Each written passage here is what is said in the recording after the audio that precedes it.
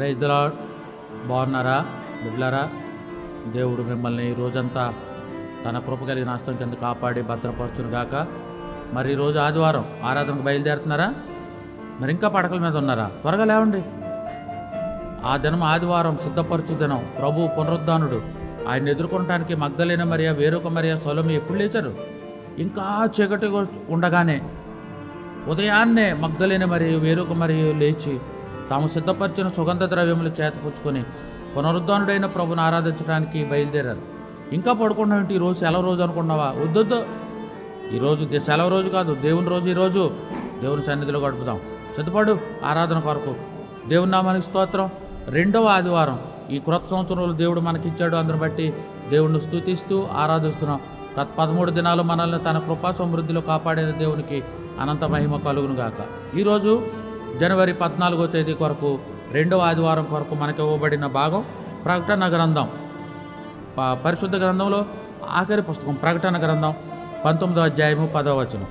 అందుకు నేను అతనికి నమస్కారం చేయటకై అతని పాదముల ఎదుట సాగిలపడగా అతడు, వద్దు సుమి, నేను నీతోనూ యేసును గూర్చిన సాక్ష్యం చెప్పు నీ సహోదరులతోనూ సహదాసుడను.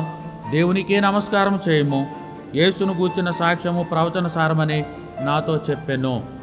ప్రియులారా, ఇక్కడ ఒక మాట నేర్చుకోవాలి.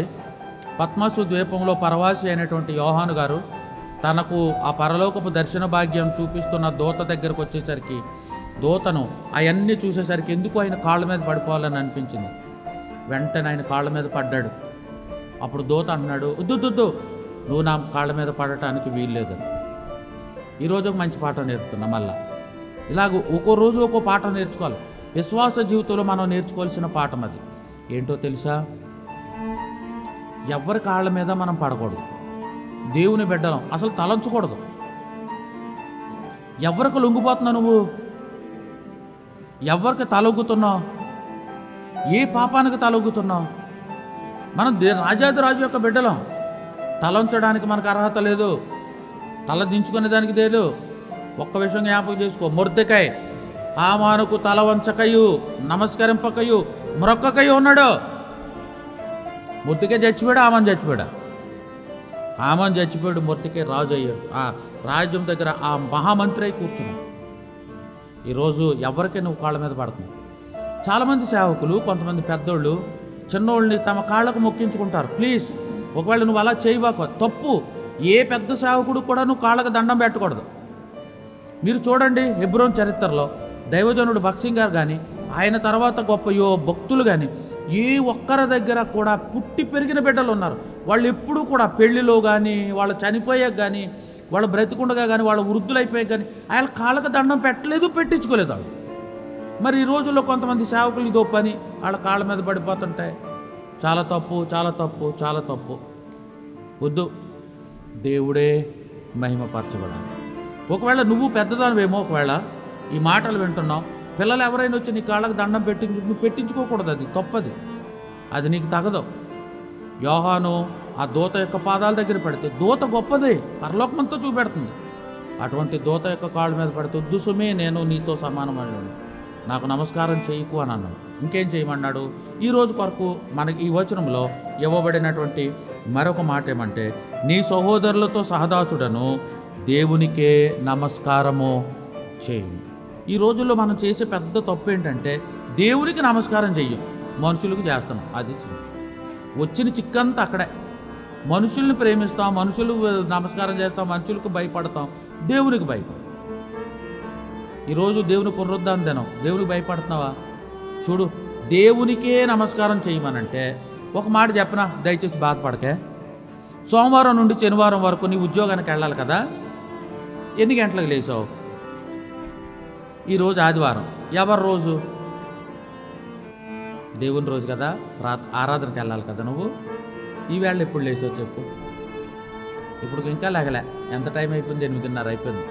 ఎప్పుడు రెడీ అవుతావు? ఎప్పుడు స్నానం చేస్తావు? ఎప్పుడు టిఫిన్ చేస్తావు? ఎప్పుడు మందిరానికి వెళ్తావు? మందిరానికి ముందు వెళ్ళాలా, ఆలస్యంగా వెళ్ళాలా? ఒకటో పాట అయిపోయికి వెళ్ళాలా, రెండో పాట అయిపోయికి వెళ్ళాలా, మూడో పాట అయ్యాక వెళ్ళాలా? తప్పు కదా. ఎవరికి నమస్కారం చేయాలి? దేవునికే నమస్కారం చేయాలి. మరెవ్వరికీ నమస్కారం చేయాలి. దేవుడంటే భయభక్తులతో ఉన్నావా? దేవుడంటే భయం ఉందా? ఆయనకు సాగిల పడుతున్నావా? ఆయన ఆరాధన చేస్తున్నావా? ఇంకో మాట చదువుతున్నాను. యేసును గూర్చిన సాక్ష్యము ప్రవచన సారమని నాతో చెప్పాను. ప్రవచన సారం అని చెప్పి ప్రవచన ఆత్మని యేసయ్యే, ఆయన మాత్రమే ప్రవచన పురుషుడు. ఆయన్ని ఆరాధన చేయాలి. ఎవరిని పొగుడుతున్నావు? ఒక మాట చెప్పనా, నా తండ్రిని దేవుడు చాలా గనపరిచాడు. ఆయన చనిపోయినప్పుడు ఆయన సమాధి పెట్టి సమాధి దొడ్లో పెట్టాం. ఎంతోమందికి ఆయన ఇష్టం లేకపోయాడు, కానీ దేవుడికి ఇష్టడయ్యాడు. తన యొక్క ధనస్సును ఆకాశంలో ఉంచాడు. దేవుడు నామానికి స్తోత్రం. దేవుడు గణపరిచాడు ఆయన. దేవుని మహిమ కొరకు చెప్తానే కానీ ఇక ఆయన్ని దేవుడని పూజ చేయమే, ఆయన కాళ్ళకు మొక్కమే, ఆయన ఫోటో పెట్టమే మందిరంలో. దేవుడిది పెట్టాలా? మా నాన్నగారిని గణపరిచాడు దేవుడు.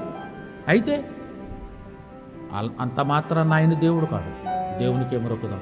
ఈ వాదిగారు బయలుదేరు, తొందరగా ఆరాధనకు టైం అవుతుంది. మందిరంలోకి వెళ్ళి దేవుని గణపరచు. వెళ్ళేది ఆరాధనకు. ఆరాధన చేయకోకుండా రాకో. సేవకుడు ఎలాంటి వాక్యం చెప్పినా, ఏ వాక్యం చెప్పినా, దేవా నన్ను ఇంతవరకు సజీవంగా ఉంచావు, నీకు వందనాలు అని చెప్పి ఆరాధన చేసిరా.